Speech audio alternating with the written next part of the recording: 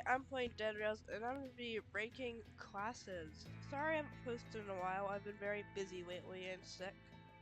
But I'm finally back.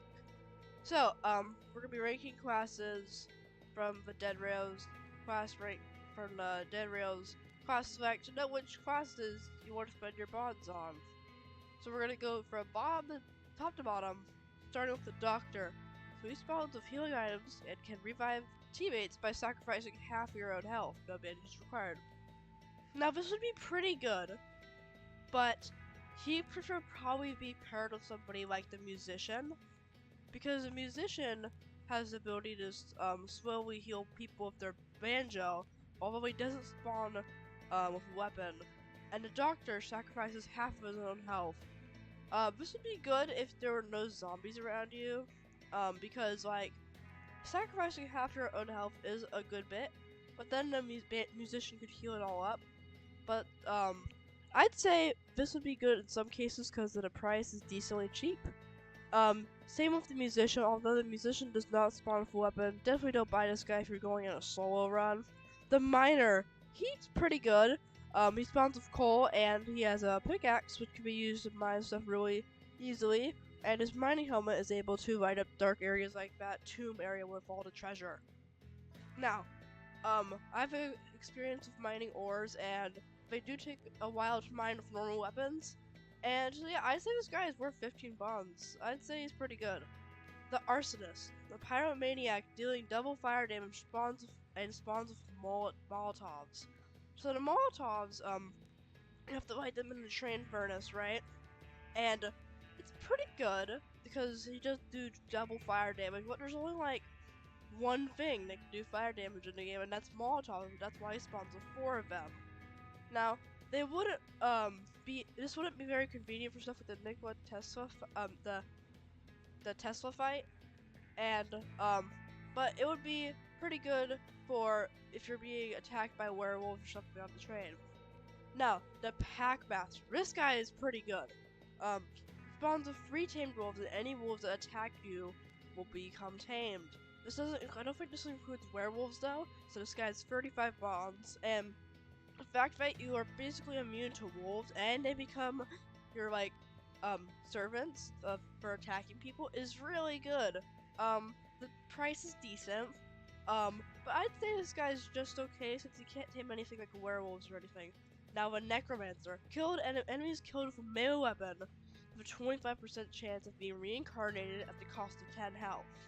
If you're battling a ton of zombies with your shovel, well, if you kill them with your gun, it doesn't count, but if you're killing a ton of zombies with your shovel, let's say you don't have a gun, that will really chip down your health.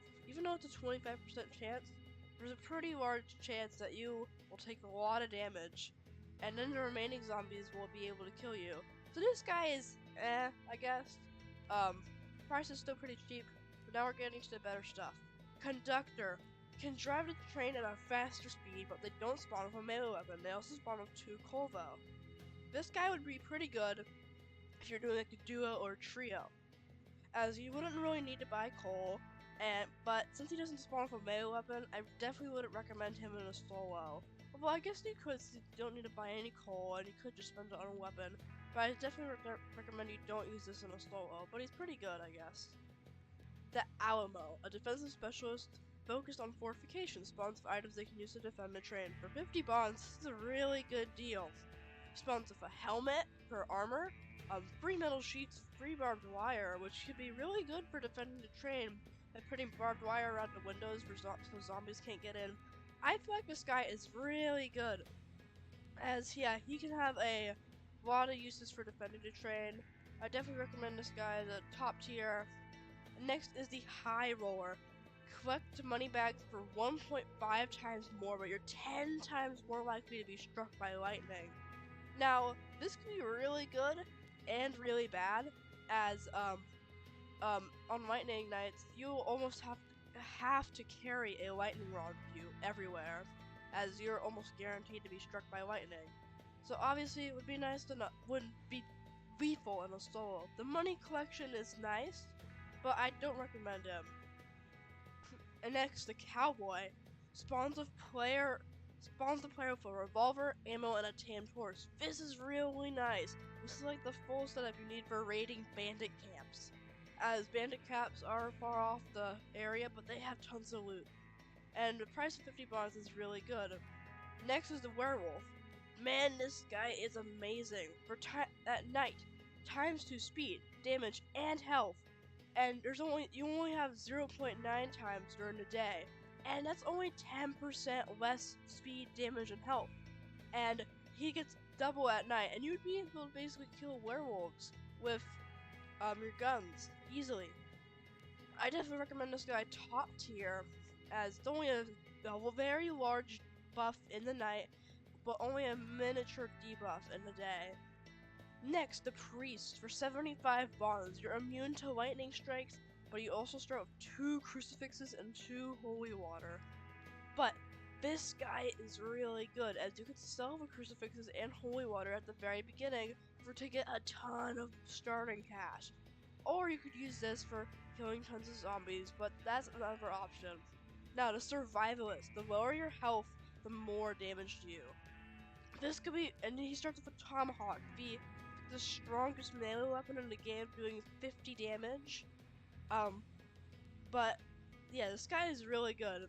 As if you do really good in tough fights, like let's say you're like in the corner fighting tons of zombies, this guy would be really good. Although I'm not sure, it's not very specific. It doesn't say how much more damage you do. Next is the vampire. Increased movement speed and melee damage, but takes damage in direct sunlight. Now, I've seen the vampire in action, and the damage he takes is very minimal. So, and his vampire knife is really good. So I definitely recommend this because it's decent. It's pretty good in the day, and it was even more powerful in the night. The zombie can eat dead bodies to replenish health, but can no longer use bandages or snake oil, and less detected by enemies. Now, this would be really good, because, like, although you can't get certain things like the snake oil achievement, but you wouldn't be equipping this if you needed the snake oil achievement.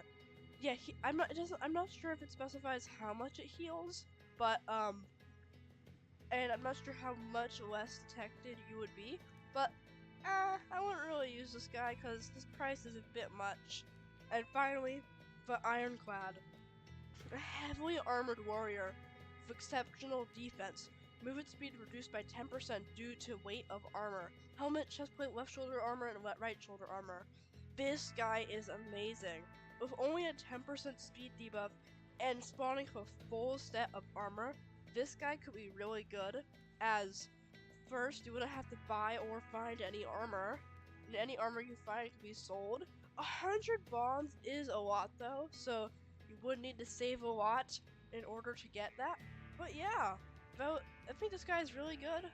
So yeah, that's my ranking for all those classes. So thanks for watching to the very end of the video, and make sure to like and subscribe and hit the notification bell to know my videos are made. Bye!